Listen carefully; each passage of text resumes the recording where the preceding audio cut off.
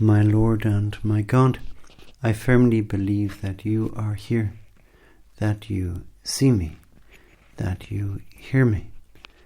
I adore you with profound reverence. I ask you for pardon of my sins and grace to make this time of prayer fruitful. My Mother Immaculate, Saint Joseph, my Father and Lord, my guardian angel, intercede for me. There are two types of questions that people can ask each other, and one are the impersonal questions, like what's the weather, or have you any money, and the other type are the personal questions, like are you feeling happy, or do you like me? And the first ones are very easy to answer. You look out the window and say, oh, it's the sun is shining, or yes, I look in my pocket and I have some money.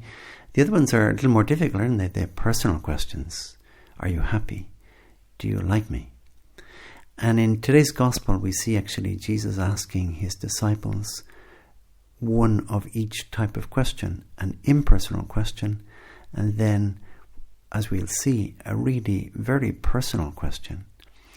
And when we look at this, let's imagine, because it's kind of true, that this question is not just being asked of the apostles, but that Jesus is asking you and he's asking me the same questions, the same two questions.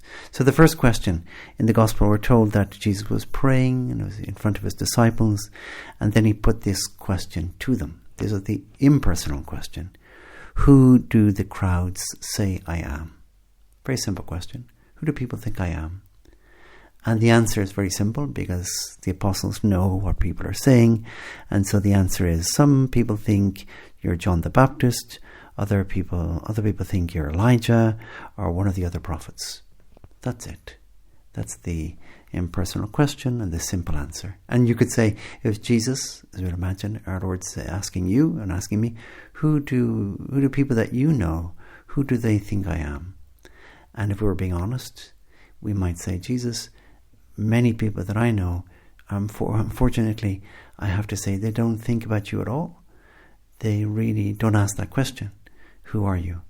And then some that I know, well, they know that you are the Son of God, and maybe some others think that you are somebody from history who is very good, but really is of no relevance to them. That's if we're being honest. Then we come to the personal question that Jesus asks after the answer. And he says, but you, who do you say I am? Now that's a really different question. And that's one that's much more difficult to answer. And I suppose the apostles weren't expecting that. And maybe we weren't expecting it, that Jesus turns around to you and he turns around to me, asking a very personal question. Who do you say I am? Which I suppose we could also say is Jesus asking us, who am I for you? Who am I in your personal life? And that's really important, because I suppose with relationships, when we're getting to know somebody and we ask them, well, what's their name, where they're from, what do they do, and they're kind of impersonal, and there's no personal relationship. It's only the beginning of a personal relationship, but we haven't really got to know somebody until the questions start getting personal. Are you happy? What do you think of me? And so on. Then the relationship gets quite personal. And so the same with us, with our relationship with Jesus, we have to go into the personal realm, because it could all stay very impersonal. And actually, it could be that there's no real relationship at all. That Jesus, if he asked us, who am I to you? We might say, if we're being honest, well, Jesus, I look on you as a means to getting things that I need. So when I need something, I ask you, Jesus, get me this. Jesus, get me a girlfriend, or get me a boyfriend, or Jesus, get me some money, because I need money badly. Or even, ultimately, Jesus, get me into heaven. But that's really not knowing Jesus at all. Jesus is just almost like an ATM machine. Jesus, give me this, and we plug that in, and we expect something back. And then it gets worse, because then we might say, Jesus, if you don't give me that, well, of course, then I won't like you. And so if you don't deliver me my new friend or my money or this new job that I'm looking for, well, then I'm afraid we're not friends. So that would be terrible, I think. So we come back to the question from Jesus, who am I for you? Who am I to you? It's very personal, and something that we could say, well, who is Jesus for me? An elderly priest that I know, he once had, he went on a trip and he was meeting up with lots of old friends, but from way back. And they were friends in university, and they were friends even from his school. And he kind of kept up contact with them at some level, but he hadn't met many of them years and years. And he had occasion to meet a whole load of them. And he's a very friendly person, and he has all these friends. And then when he came back, he said to me, kind of just in passing, he said, I met all these friends, and I met great friends from university and friends from years ago from school. And it was wonderful to meet them. But then it made me think that really Jesus is my best friend. Wow, I was really struck by that statement.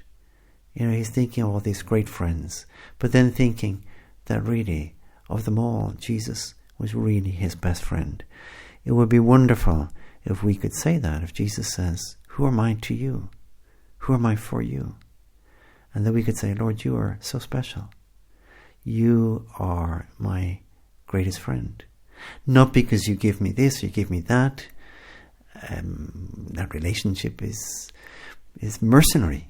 And Lord, even if you never gave me anything, and even if you never had answered any of my prayers, I would still love you, and you would still be my greatest friend. Before we finish, something a little bit mysterious, because there's a story told about St. Francis of Assisi, and somebody who was watching him praying, and they heard St. Francis pray these words, "Who are you, Lord my God, and who am I?" Well, that's very mysterious. So the first one is, of course, the question that Jesus asks us here. Who am I to you? Who do you say that I am? And that's what St. Francis is asking, that first question. Who are you, Lord my God? Great mystery. Who are you? Not just something that delivers good things to me, but in yourself, who are you? And then related to that, though, is this other question, is who am I? Who am I? Because the two of them are very closely connected together. Who am I? And in a way, the answer to the first one, who is Jesus, in there is hidden the answer to the second question, who am I? They're kind of inseparable, funny enough. So let's think about our relationship with Jesus. Let's think, how do I approach Jesus? Do I approach him in this impersonal way? Jesus, give me this, give me that. I want this favor, I want that other thing. Or do I approach him in this really personal way, which has gone beyond that? Even in our prayer that we ask Jesus these kind of questions. Lord, how are you? And who are you? And I want to get to know you better. Because, well, like any friend, it's personal. It's on the basis of really personal questions. Who are you, Lord? And this is me. And I want you to get to know me, and I want to get to know you.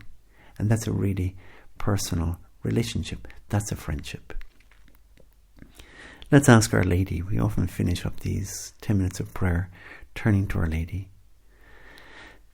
And even though she was the mother of Jesus, you always see her, in the Gospel anyway, you see her at least twice explicitly, really thinking about, who is this?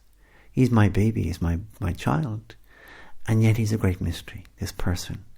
And you can imagine the whole life of Our Lady spent delving deeper and deeper into that mystery. Who is he?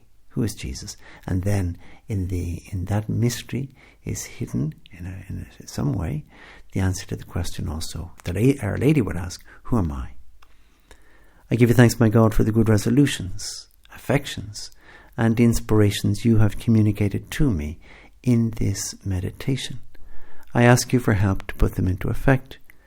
My Mother Immaculate, Saint Joseph, my Father and Lord, my guardian angel, intercede for me.